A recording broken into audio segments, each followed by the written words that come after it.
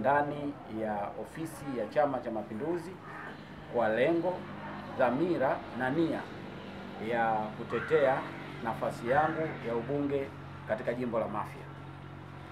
Kipekee ni washukuru sana wananchi wa Mafia, lakini ni washukuru wana CCM wenzangu ambao mwaka 2020 walinipa ridhaa na waliniamini kuweza kupeperusha bendera ya Chama cha Mapinduzi.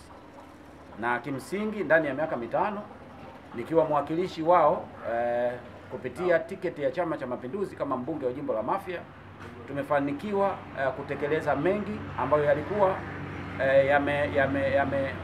yameahidiwa ndani ya ilani ya Chama cha Mapinduzi. Lakini hata yale ambayo hayakuahidiwa ndani ya ilani ya Chama cha Mapinduzi tulifanikiwa kuyatekeleza. Ni imani yangu kuwa wananchi wa Mafia wameridhika kwa kiasi cha kutosha juu ya utendaji kazi wangu, juu ya usimamizi wangu, juu ya matatizo jinsi nilivyoyashughulikia ya wananchi wa Mafia, lakini hususan wanachama wa Chama cha Mapinduzi. Kwa hiyo leo nimejitokeza tena kwa ajili ya kutetea nafasi hiyo.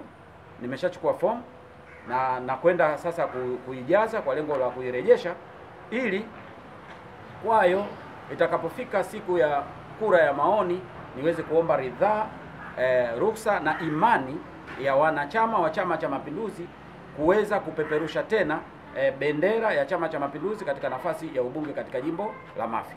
Ni imani yangu kuwa bado wanachama wa Chama cha Mapinduzi wana hamu, wana shauku ya kuona Mafia mpya, wana hamu, wana shauku ya kuona maendeleo ambayo tutayasimamia sisi sote kwa pamoja kama tulivyofanya kipindi cha miaka mitano iliyopita.